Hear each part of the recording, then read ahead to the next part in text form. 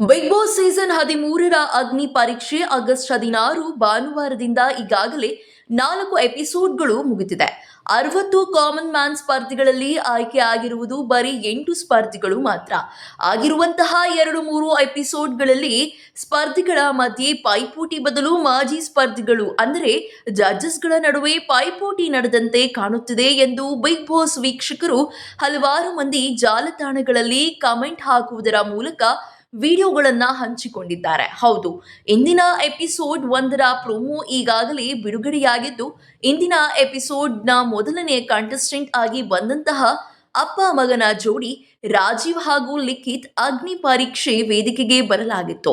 ಆಗ ನಿರೂಪಕ ನಿರಂಜನ್ ದೇಶಪಾಂಡೆ ಒಂದೇ ಮನೆಯಿಂದ ಇಬ್ಬರು ಕಂಟೆಸ್ಟೆಂಟ್ ಆಗಿ ಬಿಗ್ ಬಾಸ್ ಮನೆಗೆ ಹೋಗಲು ಅವಕಾಶ ಇದೆಯಾ ಎಂದು ಪ್ರಶ್ನೆ ಕೇಳಲಾಗಿತ್ತು. ಅದಕ್ಕೆ ಚಂದನ್ ಶೆಟ್ಟಿ ಅವರು ಇಬ್ಬರಿಗೂ ಟ್ಯಾಲೆಂಟ್ ಇದೆ ಅಂದ್ರೆ ಖಂಡಿತವಾಗ್ಲೂ ಅವಕಾಶ ಇದೆ ಎಂದು ಹೇಳಿದರು.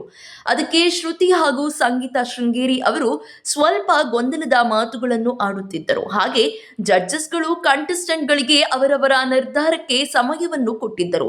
ಆಗ ಚಂದನ್ ಶೆಟ್ಟಿ ಅವರು ಸ್ಪರ್ಧಿಗಳಿಗೆ ನಾನು ಡಿಫೆಂಡ್ ಮಾಡ್ತಾ ಇದ್ದೀನಿ, ನೀವು ಬಿಟ್ಕೊಡ್ತಾ ಇದ್ದೀರಾ ಅಲ್ವಾ ಅಂತ ಸ್ಪರ್ಧಿಗಳಿಗೆ ಪ್ರಶ್ನೆ ಮಾಡಿದರು. ಅದಕ್ಕೆ ಶ್ರುತಿ ಅವರು ನೀವು ಬಿಗ್ ಬಾಸ್ ಫಾರ್ಮ್ಯಾಟ್ ಅನ್ನೇ ಚೇಂಜ್ ಮಾಡ್ತಾ ಇದ್ದೀರಾ, ಇದು ನನಗೆ ಇಷ್ಟ ಆಗ್ತಿಲ್ಲ ಎಂದು ಏರು ಧ್ವನಿಯಲ್ಲಿ ಚಂದನ್ಗೆ ಕೈ ತೋರಿಸಿ ಮಾತನಾಡಿದ್ದಾರೆ.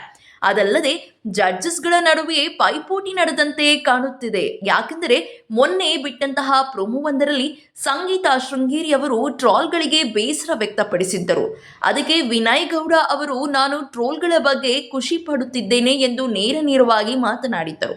ಇದಕ್ಕೂ ಸಹ ಸಂಗೀತ ಶೃಂಗೇರಿ ಅವರು ಬೇಸರವನ್ನು ವ್ಯಕ್ತಪಡಿಸಿದ್ದರು.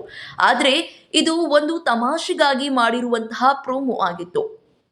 ಜಾಲತಾಣಗಳಲ್ಲಿ ಜಡ್ಜಸ್ಗಳ ಬಗ್ಗೆ ನೆಗೆಟಿವ್ ಕಮೆಂಟ್ಸ್ಗಳು ಬರೋದು ಸಹಜ. ಆದರೆ ಎಪಿಸೋಡ್ಗಳನ್ನ ವೀಕ್ಷಿಸುತ್ತಿರುವ ವೀಕ್ಷಕರು ಹೇಳುತ್ತಿರುವ ಬಗ್ಗೆ ಗಮನಿಸಿದರೆ ಯಾವ ಸ್ಪರ್ಧಿ ಯಾವ ಜಡ್ಜ್ಗಳನ್ನ ಹೊಗಳುತ್ತಾರೋ ಅವರೇ ಆಯ್ಕೆ ಮಾಡುತ್ತಿದ್ದಾರೆ ಎಂಬ ನೆಗೆಟಿವ್ ಕಮೆಂಟ್ಗಳು ಹರಿದಾಡ್ತಿದೆ.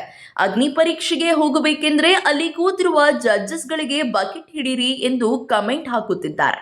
ಇದರ ಬಗ್ಗೆ ನಿಮ್ಮ ಅಭಿಪ್ರಾಯ ಅನಿಸಿಕೆಗಳನ್ನು ಹಾಕುವುದರ ಮೂಲಕ ನಮಗೆ ತಿಳಿಸಿಕೊಡಿ. ಇದೇ ರೀತಿಯ ಸಿನಿ ಅಪ್ಡೇಟ್ಸ್ಗಳಿಗಾಗಿ ಹಾಗೂ ಬಿಗ್ ಬಾಸ್ ಸೀಸನ್ 13ರ ಅಗ್ನಿ ಪರೀಕ್ಷೆ ಲೇಟೆಸ್ಟ್ ಅಪ್ಡೇಟ್ಸ್ಗಳಿಗಾಗಿ ಹಾಗೂ ಸೀರಿಯಲ್ ಅಪ್ಡೇಟ್ಸ್ಗಳಿಗಾಗಿ ಈ ಕೂಡಲೇ 2 ಮಿನಿಟ್ಸ್ ಟಾಕ್ ಯೂಟ್ಯೂಬ್ ಚಾನಲ್ ಅನ್ನು ಸಬ್ಸ್ಕ್ರೈಬ್ ಮಾಡಿ ಹಾಗೂ ಪ್ರತಿಯೊಂದು ನೋಟಿಫಿಕೇಶನ್ಗಳಿಗಾಗಿ ಪಕ್ಕದಲ್ಲಿ ಕಾಣ್ತಿರುವಂತಹ ಬೆಲ್ ಐಕಾನ್ ಅನ್ನು ಕ್ಲಿಕ್ ಮಾಡಿ.